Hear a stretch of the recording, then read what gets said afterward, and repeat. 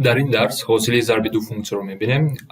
فункция‌ای که مرکب هستن از ضربی یک چند فункцияی ساده که به وجود میاد اون حاصل آنها رو می‌بریم و در این درس این نمونه سوال‌ها رو کار می‌کنیم. خب بیاین سر کنیم. حاصل ضرب دو فункція این چی است؟ در بعضی کتاب‌ها هم میگن که قاعده ضربی حاصله. یعنی ما فункція داریم. بگذار چه باشد؟ دو فункція داشته باشیم. بینشون ضرب است. و حاصل این رو چیکار میگیریم؟ قاعده همین است. اول حاصل یکم فункція رو میگیریم. ضربی فункція دو خودش میشه. جمع حاصل فункція یکم ضربی حاصل فункція دوم. قاعده همین است. یعنی برای از دیگر اشاره هم شدنش ممکن است. همین رو استفاده کنید. باید دقت کنید که این از جمع فرق دارد. ما چرا که در اختیار داشته باشیم. جمع فункція حاصلش چی بود؟ هر یکش را الگویده میگیریم. هر یکش را الگویده گرفته بینشون جمع است. در اینجا هم وقتی ضرب است اول فункція یکم حاصلش رو میگیریم. ضرب دوم بینشون هم وقتی جمع است. بعد حاصل دوم ضرب فункція یکم. همین خیلی زود کرده میتونه. بیاین یک چند سوال کار کنیم درباره این قاعده. مثلا چی است؟ فункція داشته بینشون ضرب است. شما اینو میتونید چه کار کنید؟ مثلا این فункція که ساده هستن یا بار اگر قوس رو بشوین در اینجا حاصل ضرب هم دکور نیست. یعنی ضرب دو فункція هم دکور نیست. یعنی چی معنی داره؟ وقتی شما قوس رو میشوین چی میشه؟ x کوادرات مینوس x. حاصل این چی میشه؟ از قاعده پیشین ما میدونیم که حاصل این فункція 2x مینوس 1. قاعده ضرب رو استفاده بریم. قاعده ضرب چی میگه؟ اگر شما حاصل این فункція رو گرفتن خواهید حاصل فункція یکم فункція یکم ما x است. حاصلش 1 ضرب فункція دوم x مینوس 1. بینشون هم واقعا بعد حاصل فункція دوم. فункція دوم چی است؟ x مینوس 1. همین قاعده است. حاصل این چی میشه؟ این هم 1 میشه. ضرب فункція یکم این x است. وقتی که اینا قوس رو میشن x مینوس 1 جمع x برابر 2x مینوس 1. چیکار که میبینین جواب ها یخیده است. خیلی از اینجا بعد سوال باید میاد که برای چی ما این قاعده لازم است. برای فункція مشکل تر ما میدونیم که فункція قد از پولینومی نه تریگنومتری هم شدنش ممکن لاگاریتمی شدنش ممکن. بعد این قاعده رو استفاده میبریم. ما اوضاع یاد گرفته استفاده ایم. بیاین با این قاعده رو باید استفاده بریم. برای این فункція دوم حاصل این فункція چی میشه؟ دو فункція داریم. بینشون ضرب است. x جمع سه فункція یکم x مینوس 1 فункція دوم. حاصلش رو چی میگیریم؟ قاعده چی میگه؟ یکم قوس حاصلش رو کنیم این 1 میشه. ضرب قوس دوم چی است؟ x مینوس 1 جمع بعد حاصل فункція دوم این که 1 هست باز x مینوس 1 ضرب فункція یکم x جمع 3. تمام جوابی ما همین است. بیاین ساده کنیم.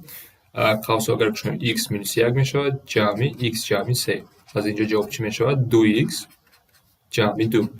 بیاین اکنون همین مثال رو از جهت قوس کشایی کار کنیم. اول قوس رو کشیم بعد حاصلش رو گیریم. قوس رو اگر کشاییم فункція به چی تبدیل میشه؟ x کوادرات جمع 2x مینوس 3 بعد حاصلش رو گیریم. باید جوابمون با همون شود. از اینجا x کوادرات حاصلش 2x میشود جمع 2 مینوس 9. یعنی 2x جمع 4 که میبینید جواب ها یخیر هستن. بیاین خیلی کمتر سوال مشکل تر کار کنیم. اکنون در اینجا دو فункція داریم و بینشون ضرب است. قاعده پیشین هم باید استفاده کنیم. قاعده زنجیری فункція یکم ما این چی است؟ 5x کوادرات فункція دوم چی است؟ 3x کوادرات میشه در کوادرات. بینشون ضرب است. فункція یکم گویم این رو دوم گویم. چی میگه قاعده؟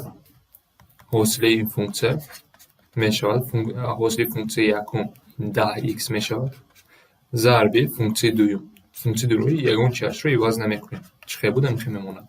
بعد جمع اکنون حاصل فункція دوم چی میشه؟ قاعده زنجیری باید استفاده کنیم. 2 پایان میرود 3x کوادرات مینوس 1 در درجه 1 میشود ضرب اکنون درونی قوس. این قاعده زنجیری همین بود 6x میشود. اکنون ضرب فункція یکم که 5x کوادرات است. شما میتونید قوس رو ساده کنیم. جواب هم که مونده میتونیم بیان کمتر ساده تر کنیم. این چی میشود؟ 10x اینجا این نقشه‌ایم بسیار کلام میشود 3x کوادرات مینوس 1 در کوادرات. اگر اینجا رو مساوی در کنیم این چی میشود؟ 3x کوب 6x کوب 6x کوب 3x کوادرات مینوس 1. یعنی با دوم کده میتونید قوس رو همشک شده بعد جمع کردن میتونید. مثال آخران درباره همین قاعده با ریشه گرفتن باز همون چی است؟ دو فункція داریم. ریشه x فункція دوم با در قوس 3 اعضا کوادرات است. حاصلش رو چیکار میگیریم؟ اول حاصل فункция یکم. اگر خواهید برای خودتان هر یک تاش رو الویده نیستم باید فرمول استفاده برید. ریشه x حاصلش چی بود؟ این x درجه 1 تقسیم 2 حاصلش این 1 تقسیم 2 ضرب x درجه مینوس 1 تقسیم 2 است.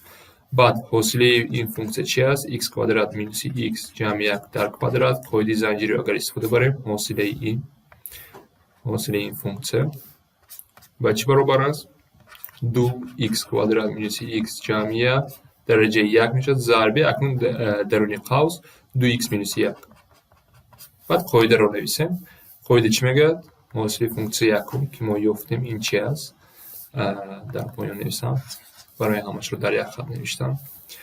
حاصل این فункция در آخر چی میشه؟ فункция یکم این 1 تقسیم 2 x درجه مینوس 1 تقسیم 2 ضرب فункция 2.